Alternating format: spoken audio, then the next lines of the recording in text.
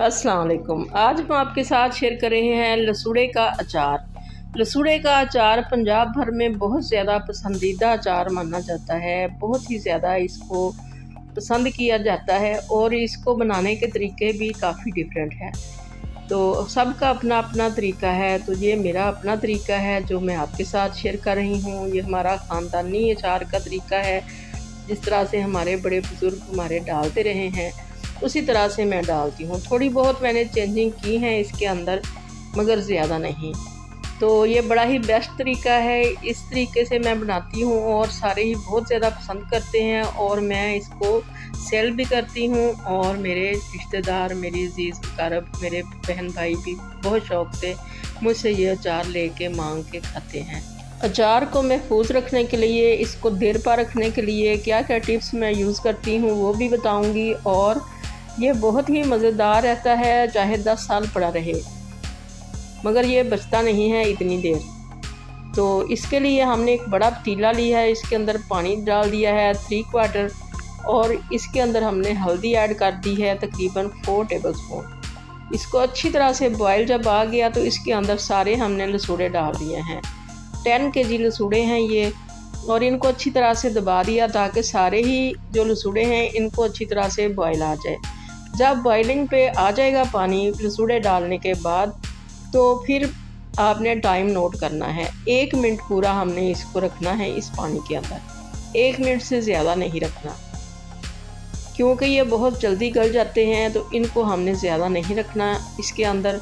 जैसे ही 1 मिनट हो जाएगा इसको बॉयल आते हुए, हमने इसको फ़ौरन से चूल्हे को बंद कर दिया है और इस तरह से छलनी से निकाल के इसको छलने में डालते जाएंगे ताकि इसका पानी न चढ़ता जाए। ये बहुत ही केयरफुल होके इस वक्त इसको हमको करना है ताकि ये ज़्यादा गले ना। डंडियाँ इनकी हमने पहले नहीं उतारी हैं ताकि इनके अंदर पानी ना चला जाए। डंडियों समेत ही पहले धो के इनको पानी के अंदर बॉयल कर लिया है और बाद में हमने इसको इस तरह से पंखे के नीचे चादर बिछा के, चारपाई के ऊपर, बेड के ऊपर, डाइनिंग टेबल पे, फिर जहाँ भी आप चाहें इनको अलग अलग करके बिखेर दें। एक दूसरे के साथ नहीं लगने चाहिए, ऊपर पंखा चलना चाहिए और सारा दिन या सारी रात इसको रख दें। और बाद में जब ये ड्राई हो जाएं तो इनको इस तरह से इनकी डंडियाँ उतार लें। ऊपर से इनकी कैप भी उतारनी है, कैप इनके साथ नहीं रहने देनी।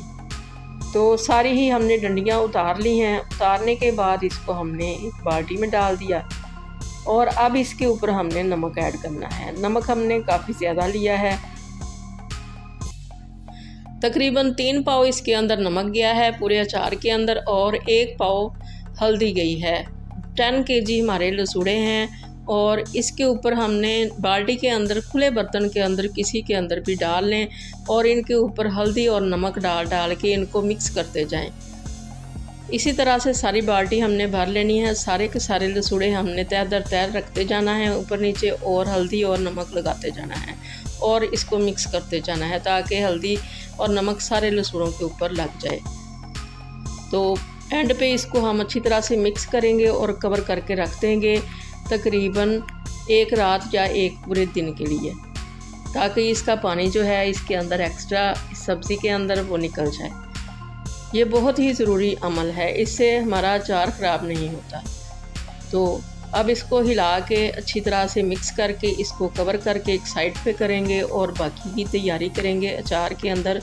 और जो जो चीज़ें हमें इस्तेमाल करनी हैं उनकी तैयारी कर लेंगे। तो अब ये ऑयल हमने लिया है सरसों का और इसके अंदर लहसुन के 2-2, 3-3 जवे डाल के इनको हमने आग के ऊपर रख दिया है ताकि ये अच्छी तरह से लहसुन के जवे ब्राउन हो जाएंगे तो हम चूल्हा बंद कर देंगे और इसको ठंडा करके रख देंगे। ऑयल को ठंडा करके इस्तेमाल करेंगे और फिर अचार के अंदर इसको ऐड करेंगे।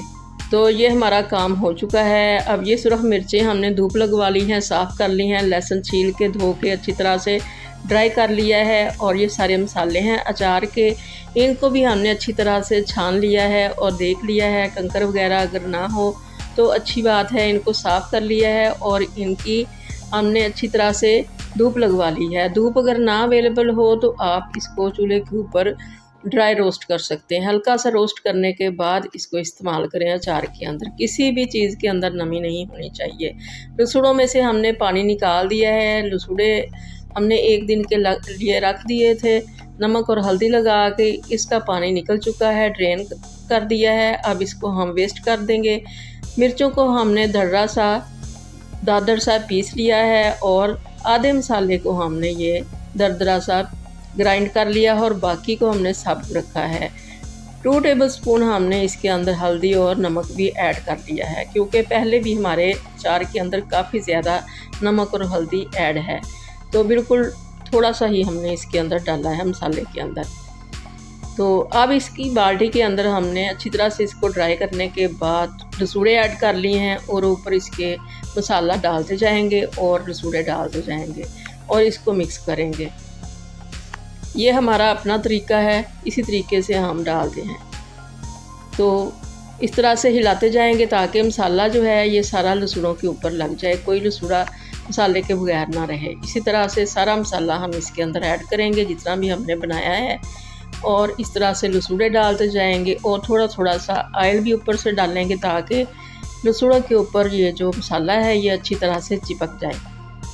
थोड़ा सा ऑयल डालेंगे, तकरीबन आधा केजी हमने डाल लिया था इस स्टेज पे पूरे अचार के अंदर ऑयल। और ये लहसुन है, लहसुन भी हमने ड्राई करके रखा हुआ था, ये भी साथ साथ डालते जाएंगे और इस तरह से हिलाते जाएंगे।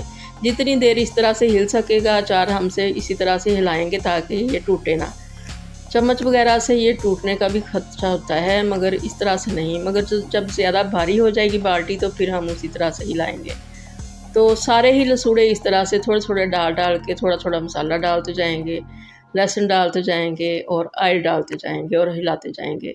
तो सारे ही लसूड़ों को बहुत अच्छा सा मसाला, ऑयल और लहसुन का टेस्ट आ जाएगा। लहसुन का इतना ज़्यादा मज़ेदार इसके अंदर अरोमा आता है और बहुत ही ज़्यादा मज़े का टेस्ट आता है अचार के अंदर।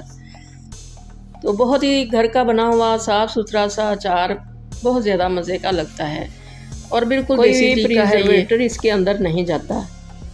तो अब ये हम रखेंगे इसको 1 दिन के लिए कवर करके, इसको 1-2 दफ़ा बीच बीच में हिला देंगे। अब ये इसको रखे हुए तकरीबन 1 रात गुजर चुकी थी, तो हमने अब इसके अंदर ऑयल डाल दिया है।